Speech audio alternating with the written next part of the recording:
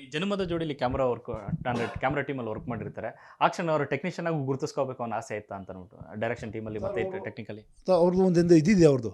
ಯಾವತ್ತು ಕ್ಯಾಡಂದನೇ ಕಲ್ತ್ಕೊಬರಬೇಕು ಅನ್ನೋದೊಂದು ಇದು ಅವ್ರದ್ದಿದೆ. ಇವತ್ತು ಅವ್ರ ಅಕ್ಕ ಮಗಂಗೂ ಅದೇ ಹೇಳ್ತಿರೋದು ಅವರು. ಅವ್ರ ಅಕ್ಕ ಮಗಂಗೂ ಅಸ್ಟೆಂಟು ಆಗಿ ವರ್ಕ್ ಮಾಡಿಸ್ತಾ ಇದ್ದಾರೆ.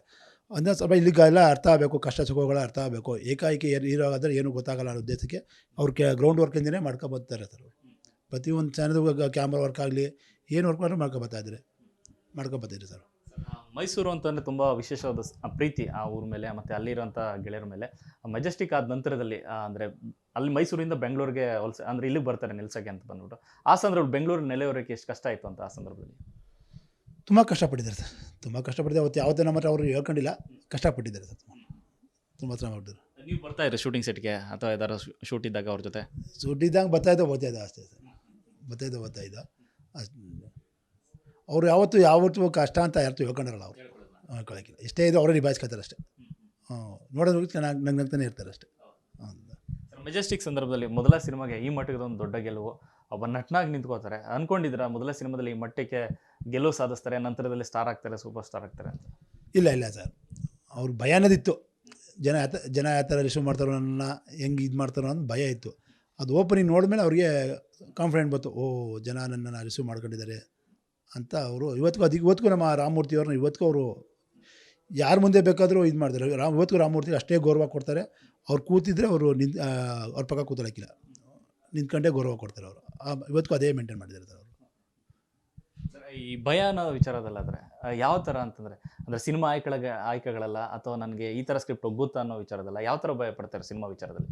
ಸರ್ ಅವರು ಕ್ಯಾರೆಕ್ಟರ್ಸ್ ಓಕೆ. ಈಗ ನಮ್ಮ ಭಯ ಅಂದರೆ ನಮಗೂ ನಾವು ಸಿನಿಮಾ ನಿರ್ಮಾಣ ಮಾಡಿರ್ತೀವಿ, ಜನ ಹೆಂಗೆ ರಿಸೀವ್ ಮಾಡಿ ನಮಗೂ ಭಯ ಇರ್ತಂಗೆ ಆ ಥರ ಅವ್ರಿಗೂ ಒಂದು ಭಯ ಐತೆ. ಆ ಥರ ನಾನು ಮುಂದಕ್ಕೆ ಜರ್ನಿ ಸ್ಟಾರ್ಟ್ ಆಗ್ತದೋ ಏನಾಗ್ತದೋ ಅನ್ನೋದು ಒಂದು ಭಯ ಆಯಿತು ಸರ್ ಅವ್ರಿಗೆ. ಸರ್ ನೋಡ್ತಿದ್ದಂಗೆ ಮೊದಲ ಸಿನಿಮಾ ಗೆಲುವು, ನಂತರದಲ್ಲಿ ಬ್ಯಾಕ್ ಟು ಬ್ಯಾಕ್ ಹಿಟ್ ಸಿನಿಮಾಗಳು ಈ ಥರ ಎಲ್ಲ ನೋಡ್ಕೊಬರ್ತಾರೆ. ಯಾವ ಆಯ್ಕೆಗಳಲ್ಲಿ ದರ್ಶನ್ ಅವ್ರು ಗೆಲ್ತಾ ಇದ್ರು ಅಂತ ಅಂದ್ಬಿಟ್ಟು?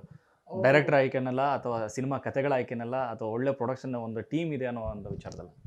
ಸರ್ ಅವರು ಕತೆ ಒಂದು ಕಮರ್ಷಿಯಲ್ ಮೂವಿ, ಅವ್ರಿಗೆ ಕಮರ್ಷಿಯಲ್ ಮೂವಿ ಜನ ರಿಸೀವ್ ಮಾಡಿದ್ರು, ಆಕ್ಷನ್ ಹೀರೋ ಆಗಿ ರಿಸೀವ್ ಮಾಡಿದ್ರು. ಅದನ್ನೇ ಅವ್ರು ಕಂಟಿನ್ಯೂ ಮಾಡ್ಕೊಬಂದರು. ಆಮೇಲೆ ಸ್ವಲ್ಪ ಇದಾಯ್ತಾ ಬರ್ತಿದ್ದಂಗೆ ಕಮರ್ಷಿಯಲ್ ಜನಕ್ಕೆ ಫ್ಯಾಮಿಲಿ ಪಿಕ್ಚರ್ ಕೊಡಬೇಕು ಅನ್ನೋ ಡಿಸೈಡ್ಗೆ ಫ್ಯಾಮಿಲಿ ಸಬ್ಜೆಕ್ಟ್ಗಳನ್ನ ಆಯ್ಕೆ ಮಾಡ್ಕೊತಿದ್ರು. ಆಗ ನಂಗೆ ಎಲ್ಲ ಉದ್ದಕ್ಕೂ ನಾನು ಬರೀ ಲಾಂಗು ಮೊಚ್ಚು ಇಟ್ಕೊಬಂದರೆ ಚೆನ್ನಾಗಿರಕ್ಕಿಲ್ಲ ಅಂತೇಳಿ ಆಗ ಒಂದು ಸ್ವಲ್ಪ ಚೇಂಜ್ ಮಾಡ್ಕೊಂಡ್ರು ಸರ್. ಅವರು ದರ್ಶನ್ ಅವರು ಯಾವತ್ತಾದರೂ ಒಂದು ಅವರ ವ್ಯಕ್ತಿತ್ವದಲ್ಲಿ ಬದಲಾವಣೆ ಅಂತ ನೋಡಿದ್ದೀರಾ ಅಂತ? ಮೆಜೆಸ್ಟಿಕ್ಕಿಂದ ಹಿಡಿದು ಅಥವಾ ಬಾಲ್ಯದ ದರ್ಶನ್ ಅವರಾಗಲಿ, ಮೆಜೆಸ್ಟಿಕ್ ಹೀರೋ ಆದ ನಂತರದಾಗಲಿ, ಸೂಪರ್ ಸ್ಟಾರ್ ಆದ ನಂತರದಲ್ಲಾಗಲಿ? ಇಲ್ಲ ಸರ್. ಅವತ್ತು ಹೆಂಗಿರೋ ಇವತ್ತು ಹಂಗೆ ಇರೋದು ಸರ್. ನಮ್ಮ ಹತ್ರ ಯಾವುದೇ ರೀತಿಯ ಬದಲಾವಣೆಗಳು ಕಂಡಿಲ್ಲ ಸರ್. ಅವರು ಯಾವುದೇ ರೀತಿಯ ಬದಲಾವಣೆ ಕಂಡಿಲ್ಲ.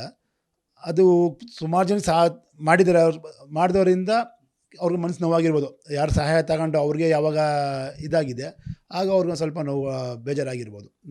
ಇನ್ನೂ ನನಗೆ ಇದಕ್ಕೆ ಬೆಲೆ ಇಲ್ಲ, ಇದಕ್ಕೆ ಬೆಲೆ ಇಲ್ಲ ಅದೊಂದು ಅವ್ರಿಗೆ ಇದಾಗಿರ್ಬೋದು ಸರ್. ಅವ್ರಿಗೆ ನ್ಯೂಸ್ ಫಸ್ಟ್ ನಿರ್ಭೀತಿಯಿಂದ ನಿಮ್ಮ ಪರವಾಗಿ.